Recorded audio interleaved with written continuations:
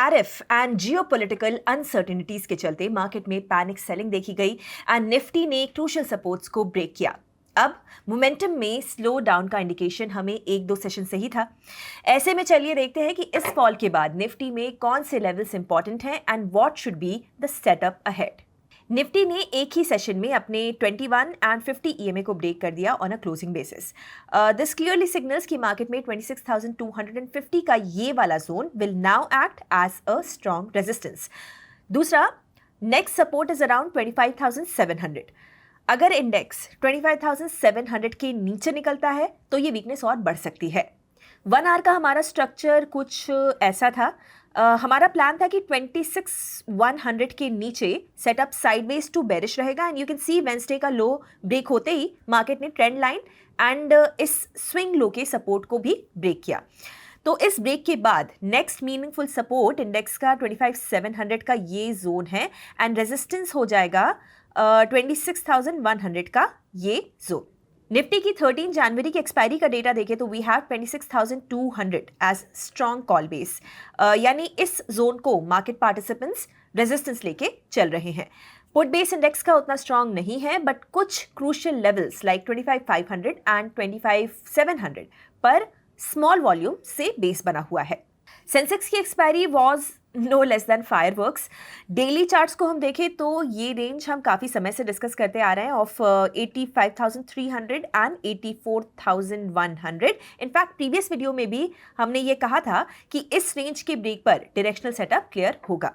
अब यहाँ से ये देखना है कि अगर इंडेक्स 84,100 के इस सपोर्ट को ब्रीच करता है तो नेक्स्ट मीनिंगफुल सपोर्ट है एट 83,100।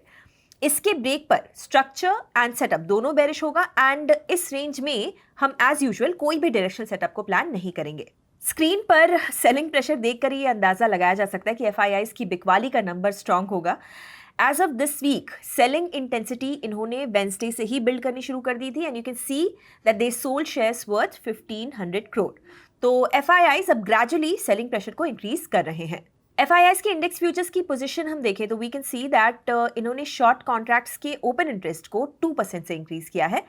दिस मीन्स कि इंडेक्स फ्यूचर्स पर एफआईआईज एक बार फिर 90% कॉन्ट्रैक्ट्स शॉर्ट्स के सस्टेन कर रहे हैं। नेट ओपन इंटरेस्ट भी इनका नेगेटिव है तो नेट एफआईआई सेलिंग मोड में है और प्रेशर इंक्रीज भी कर रहे हैं।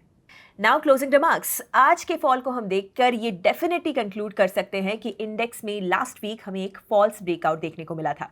Usually in cases of false breakouts the counter move is very fierce, यानी दूसरे डायरेक्शन का मूव काफी शार्प होता है and we saw how index swiftly has corrected nearly 2% from its recent high.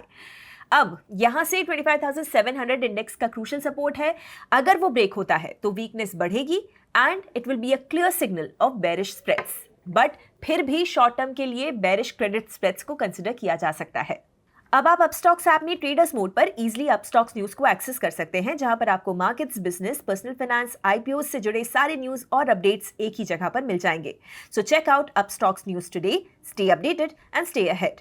तो निफ्टी ने अपना 50 ईएमए को ब्रेक तो कर दिया, अब नेक्स्ट क्या एक्सपेक्ट कर रहे हैं आप? मुझे बताइए अपनी राय और एनालिसिस कमेंट्स में। मैं हूं गौरी और ऐसे वीडियोस हर रोज देखने के लिए हिट द सब्सक्राइब बटन। हम कल मिलते हैं ब्रांड न्यू एफएनओ अपडेट के साथ। Investment in securities market are subject to market risks. Read all the related documents carefully before investing.